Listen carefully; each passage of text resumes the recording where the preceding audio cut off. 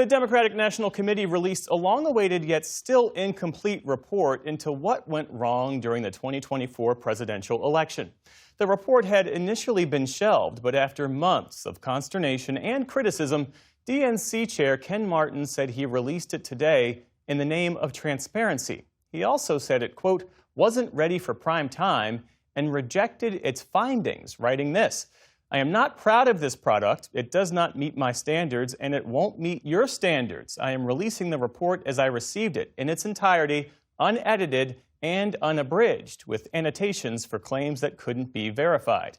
Those annotations are found throughout the 192 pages.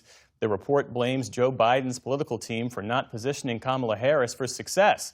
It also says Democrats didn't effectively make the case against Donald Trump. There are also omissions. The report does not mention Mr. Biden's age or the war in Gaza and how opposition to it may have depressed Democratic enthusiasm. Joining us to discuss what the party got right and wrong and how to move forward into the midterm elections is Democratic strategist, our friend Faiz Shakir. Faiz, it's good to see you. Hi, Geoff. So this report is riddled with errors. There are notes saying, quote, no evidence provided, analysis not supported by the data. There's even a missing conclusion with a note saying this section was not provided by the author. What do you make of the way that this was handled? It was handled poorly, and I think obviously Ken would probably acknowledge that, the chairman of the DNC. What are people looking for at this moment? They're looking for leadership, and they're looking some sense of integrity of, can you diagnose restoring the Democratic brand? In my view, it is suffering with working class people. In this age of Trump, it should be booming. You know, the Democratic Party should be the place, the home of so many people, not only Democrats, but so many independents who are feeling disaffected. What is the brand problem? And I think the report is more a symptom rather than the cause of the problems. It's a symptom because there's a sense of unwillingness to talk about hard issues, confront difficult questions. Let's have a debate. Let's discuss reform. Let's not be status quo. And people look at this report and the process by which it is now released as saying, that's the problem. We're walking on eggshells. We can't even have hard questions. Let's confront some real problems and have bold solutions to reform a broken system. There's a striking line in this report suggesting that Democrats became too dependent on what is called in this report negative partisanship, essentially asking voters to fear Republicans rather than believe in Democrats. Is that a fair criticism? It's still the case, Jeff. We're still in a moment, and if you hear most Democrats talk right now, you'll hear a thing like the Epstein class. And I'm here to tell you, yes, there's an Epstein class. They're corrupt. Yes, but what people are hunting for is give me a sense of a vision that isn't the Epstein class. And when too many people are thinking, oh, the Epstein class is a version of both sides having problems, right? Democrats and Republicans. So now the choice is, okay, if you're going to take on corruption, give me a vision. Give me a sense of a party that's saying, oh, I'm going to expand health care in America. Here's how. I'm going to tax the rich. Here's how. I'm going to build a grassroots movement in America, find working class people, bring them into the process, change the institutions. People are feeling like this is the time to break the way we have thought in the past and put forward an agenda. Right now, as you and I speak, there is not a Democratic agenda for 2027. Right? We are not going before the American public saying, here's 4 or 5 things, vote Democrat. Why? It's negative partisanship. It's the thing that you just raised. We're still stuck in status quo thinking. Kamala Harris could not be accused, though, of not having policy prescriptions. I mean, is part of the problem here that Democrats are facing a Republican Party that rewards power and grievance and not traditional policy arguments? Well, there's a combination of the politics and the policy. They're at work here. Part of Donald Trump's politics that we can learn from is that he says no tax on tips. That's a policy, right? But then he goes and animates it, and he dons a McDonald's apron, and he gets your attention.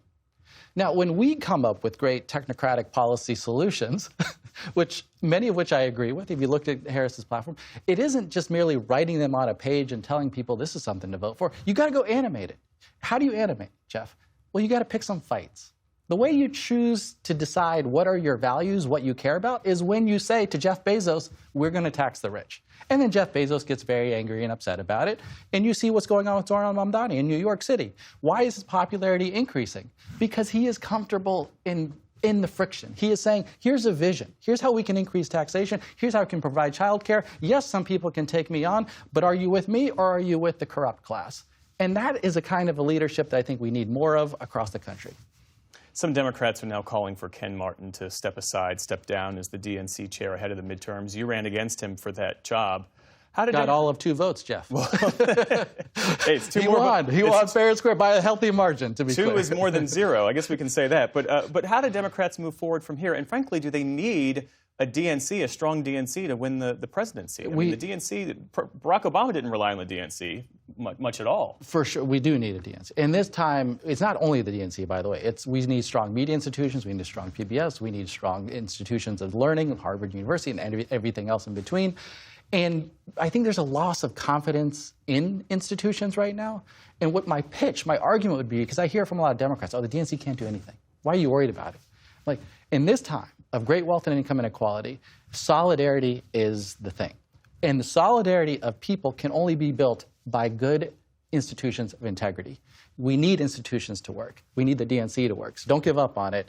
And I would urge DNC leadership, everybody who's invested in it, you got to reform it. You got to acknowledge it's broken. Just as we know about the political and economic system in America, you have to start by acknowledging it is broken. And, you know, the Gaza thing you mentioned, why don't you mention Gaza? It's not about Gaza. It's about the influence of money. Money is purchasing silence. We're not even discussing the fact that, 75% of Democrats say they want to oppose military aid to Netanyahu. Can we just have the conversation? We should be able to. That is leading to an erosion of trust in an institution. A good institution just says, hey, we're going to have some tough questions. We're going to reform this. We're going to acknowledge it's broken, and we're going to improve it. Faiz Shakir, always a pleasure. Thank you, Geoff.